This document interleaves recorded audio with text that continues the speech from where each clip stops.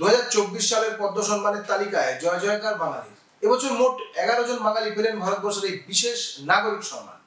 এই 11 জনের মধ্যে মোট 3 জন পেলেন পদ্মভূষণ এবং বাকি 8 জন পেলেন পদ্মশ্রী। তবে এই 11 জন সম্মানিত বাঙালিদের মধ্যে অনেককেই হয়তো আপনারা চেনেন না, জানেন না তাদের ব্যক্তিগত জীবন সম্পর্কে, হয়তো এটাও জানেন না যে ঠিক কি কারণে তারা গোটা দেশের সামনে উজ্জ্বল করলেন বাঙালির মুখ। আজ আমার এই ভিডিওতে আমি এই 11 জন বাঙালি সম্পর্কে জানাবো আপনাদের। আশা করি বাঙালির এই বীর পুত্র এবং কন্যাদের জীবন উদ্বুদ্ধ করবে আপনাকে। তাহলে আসুন জেনে নিই 2024 সালে পদ্ম সম্মান প্রাপক 11 জন বাঙালির কথা।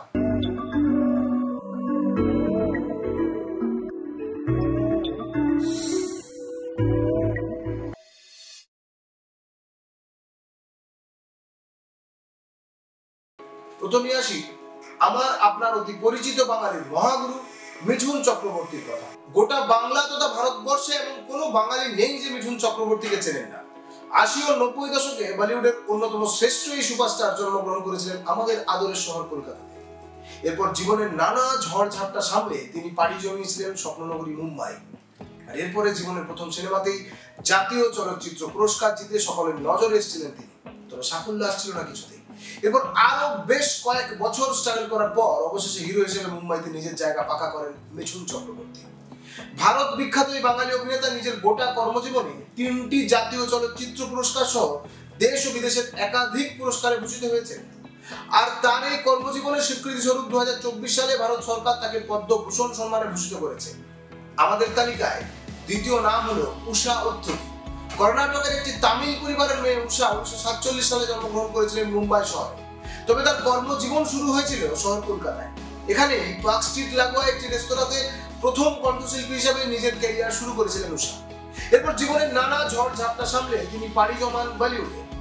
80 ও 90 দশকে বলিউডের একাধিক হিট গানের স্রষ্টা ছিলেন উষা অত্রু। বাংলাতেও তার হিট গানের সংখ্যা কম নয়। তার বিখ্যাত বাংলা গান কলকাতা কলকাতা জন জয় কলকাতা সে সময় আলোড়ন সৃষ্টি করেছিল কলকাতাবাসীর মনে। তবে বিখ্যাত হয়ে যাওয়ার পর তিনি কখনো তার কর্মস্থান কলকাতাকে ভুলতে পারেননি। আর সেই কারণেই কলকাতার প্রতি আজীবন উষা অত্রুর ভালোবাসা বাঙালিরা দেখে এসেছে। জীবনের শেষ লগ্নে এসে তিনি স্বামীর সাথে কলকাতাতেই বসবাস শুরু করেছেন। জন্মসূত্রে বাঙালি না হয়েও মনে প্রাণে আদ্যপ্রান্ত বাঙালি উষা অত্রুকে তার কাজের স্বীকৃতি স্বরূপ 2024 সালে ভারত সরকার সম্মানিত করেছে পদ্মভূষণ সম্মানে। এবারে আসি আমাদের তালিকায় তৃতীয় ব্যক্তি সত্যব্রত মুখোপাধ্যায়ের কথায়। সত্যব্রত বাবুকে আপনারা অনেকে হয়তো চিনবেন না। আসলে তিনি একজন রাজনীতিবিদ এবং সমাজকর্মী। 1999 সালে অটল বিহারী বাজপেয়ী সরকারের আমলে পশ্চিমবঙ্গের নদিয়া জেলার কৃষ্ণনগর লোকসভা থেকে বিজেপির টিকিটে জয়ী হয়েছিলেন সত্যব্রত মুখোপাধ্যায়। এরপর 1999 থেকে 2004 সাল পর্যন্ত তিনি ছিলেন কৃষ্ণনগরের বিজেপি সাংসদ। তার সাংসদ থাকার সময় কৃষ্ণনগর শহরের জন্য একাধিক উন্নয়ন ঘটিয়েছিলেন সত্যব্রত বাবু। তিনি শুধুমাত্র কৃষ্ণনগরের সাংসদ ছিলেন না, বরং বাজপেয়ী মন্ত্রিসভার কেন্দ্রীয় সার রাসায়নিক ও বাণিজ্য শিল্প দপ্তরের প্রতিমন্ত্রীও ছিলেন। এছাড়া এলাকায় একজন সমাজকর্মী হিসেবে পরিচিত ছিলেন তিনি। রাজনীতির পাশাপাশি সমাজকর্মী হিসেবে তার অভূতপূর্ব অবদানের জন্য এবছর ভারত সরকার তাকে মরণোত্তর পদ্মভূষণ সম্মানে ভূষিত করবে। কিন্তু নিজের সম্মান নিজেই দেখে যেতে পারলেন না সত্যব্রত বাবু। তবে তার এই সম্মানে ভীষণভাবে খুশি কৃষ্ণনগর সহ নদিয়ার বাসিন্দা। উপরোক্ত এই 3 জন ছিলেন এবারের পদ্মভূষণ সম্মানে ভূষিত 3 বাঙালি। এবার আমি যাদের কথা বলবো তারা প্রত্যেকেই প্রায় অখ্যাত বাঙালি। 2-1 জনের নাম আপনারা শুনলেও বেশিরভাগ পদ্মশ্রী প্রাপকদের আপনারা চেনে নেই। তাই যারা আমার আপনার তথা গোটা বাংলার মুখ ভারতের সামনে উজ্জ্বল করলেন, আসুন একবার জেনে নিই তাদের পরিচয়। তালিকার প্রথমে থাকবেন রতন কাহার। বীরভূম জেলার শিউড়ির বাসিন্দা রতন বাবু ছিলেন মূলত একজন ভাদু ও ঝুমুর শিল্পী। জীবনের প্রথম পর্বে তিনি বিভিন্ন মাচার অনুষ্ঠানে ভাদু গান গেয়ে জীবন অতিবাহিত করতেন। পরবর্তীকালে নিজে গান লিখতে শুরু করেন রতন কাহার। তার লেখা অন্যতম বিখ্যাত গান হলো বড় লোকের বিটিলো লম্বা লম্বা চুল। 1972 সালে এই গানটি লিখেছিলেন তিনি। এরপর স্বপ্না চৌধুরীর কণ্ঠে এই গান রেকর্ড হলে প্রথম জনসমক্ষে পরিচিতি পান রতন কাহার। তবে সময়ের অছিলায় বাঙালি প্রায় ভুলেই গিয়েছিল তাদের এই প্রিয় লোকশিল্পীকে। কিন্তু এর পরবর্তীকালে রতনবাবু আবার নজরে আসেন 2020 সালে। এই সময় বলিউডের বিখ্যাত সঙ্গীত শিল্পী বাদশা রতনবাবুর বড় লোকের বিটিলো গানটি নিয়ে একটি মিউজিক ভিডিও বানান। আর এরপরেই বাঙালিরা আবার মনে পড়ে যায় তাদের এই বিখ্যাত শিল্পীর কথা। বাদশার গাওয়া গানটি যথেষ্ট হিট হলেও বলিউডের এই শিল্পী কোথাও রতন কাহারের নাম উল্লেখ করেননি। আর সেই নিয়েই সে সময় চরম বিতর্কের সৃষ্টি হয়েছিল। অবশেষে বিতর্কের মাঝে পড়ে বাদশা জনসমক্ষে রতন কাহারের কৃতিত্বকে স্বীকার করে তাকে সম্মানস্বরূপ 5 লক্ষ টাকা প্রদান করেছিলেন। এরপর অবশেষে সারা জীবন লোকশিল্পে অবদানের স্বীকৃতি স্বরূপ রতন কাহার 2024 সালে ভারত সরকারের তরফ থেকে পেলেন পদ্মশ্রী পুরস্কার। এরপর আমাদের তালিকায় দ্বিতীয় নাম দুখু মাঝি। পুরুলিয়ার বাঘমুন্ডি থানার সিন্ডরি গ্রামের বাসিন্দা দুখু মাঝি এলাকায় গাছ দাদু হিসেবে পরিচিত। দরিদ্র কৃষক পরিবারের বাসিন্দা দুখুবাবু পেশায় মূলত একজন কৃষক। জানা যায় প্রায় 12 থেকে 13 বছর আগে হঠাৎ দুখুবাবু গাছ লাগানোর উপকারিতা বুঝতে পারেন। এরপর নিজের অল্প আয়ের থেকে অল্প অল্প করে টাকা জমিয়ে তিনি নিজের গ্রাম ও আশেপাশের গ্রামের বিভিন্ন জায়গায় গাছ লাগাতে শুরু করেন। প্রথমে মূলত অবসর যাপনের জন্য গাছ লাগানো শুরু করলেও পরবর্তীকালে দুখুবাবু রীতিমতো গাছ লাগানোর প্রতি আগ্রহী হয়ে ওঠেন। এরপর বিগত 10 থেকে 12 বছর ধরে তিনি গোটা এলাকায় প্রায় 5 থেকে 6 হাজার চারা গাছ রোপণ করেছেন, যার মধ্যে কিছু কিছু চারা বর্তমানে বৃহৎ বৃক্ষে পরিণত হয়েছে। তার এই গাছ লাগানোর বিগতি দেখে গ্রামের মানুষ তার নাম দিয়েছিলেন গাছ দাদু। যদিও অনেকটা অবজ্ঞা করেই তারা দুখুবাবুকে গাছ দাদু বলে ডাকত, তবে আজ তাদের সেই গাছ দাদুকে পরিবেশের প্রতি নিঃস্বার্থ ভালোবাসার স্বীকৃতি স্বরূপ ভারত সরকার পদ্মশ্রী সম্মানে ভূষিত করে। আর এই অদ্ভুতভাবেই ঠিক পুরস্কার ঘোষণার পরেই গ্রামের কাছে বাংলাটে গাছ পাগল এই দুখু দাদু হঠাৎ করে হয়ে উঠলেন আকর্ষণের কেন্দ্রবিন্দু। এবার তালিকার তৃতীয় নাম হলেন গীতা রায় বর্মন। কুচবিহারের শীতলকুচি ব্লকে জন্মগ্রহণ করা গীতা দেবী মূলত একজন ভাওয়াইয়া গানের শিল্পী। ছোটবেলা থেকে নিজের দাদুর কাছে ভাওয়াইয়া গানের তালিম নিয়েছিলেন গীতা দেবী। এরপর থেকে বাংলার এই বিখ্যাত লোকগীতিকে আপন করে নেন তিনি। ভাওয়াইয়া গানের সাথে তার এতটাই আত্মিক যোগাযোগ যে এই গান নিয়েই একাধিক পুরস্কার জিতেছেন গীতা দেবী।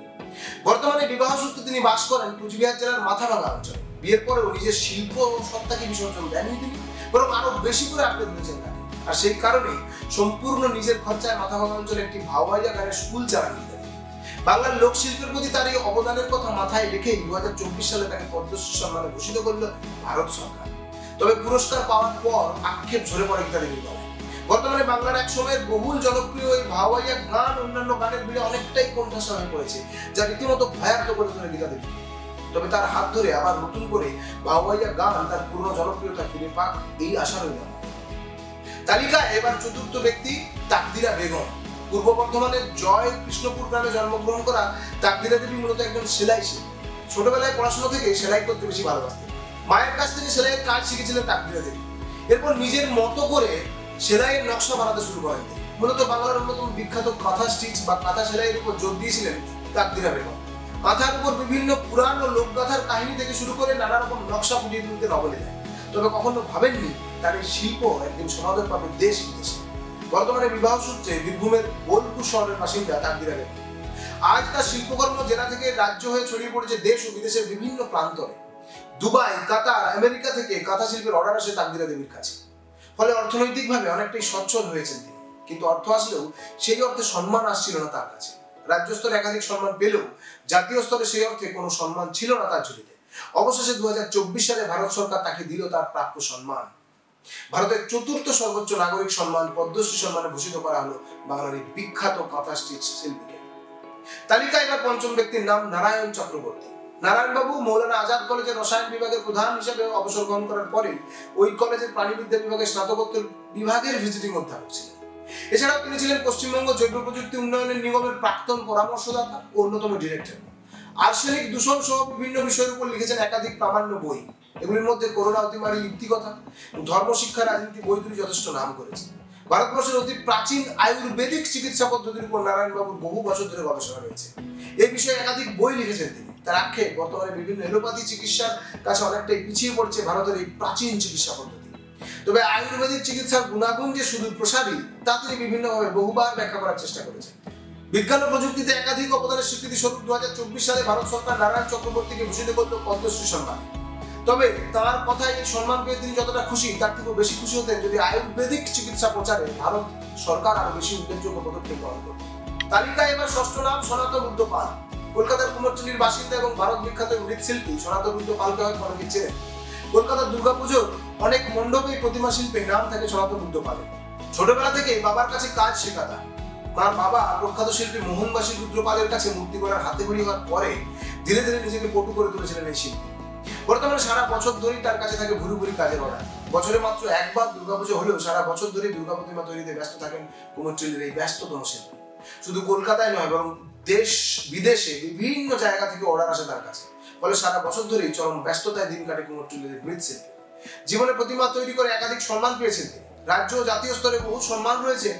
তবে ভারতের চতুর্থ সর্বোচ্চ নাগরিক সম্মানে ভূষিত হয়ে সভাপতি খুশি সনাতন বুদ্ধ পাল। মৃৎশিল্পে তার অসামান্য কাজের স্বীকৃতি স্বরূপ 2024 সালে ভারত সরকারের তরফ থেকে তাকে প্রদান করা হলো পদ্মশ্রী পুরস্কার। তালিকায় এবার সপ্তম নাম একলব্য শর্মা।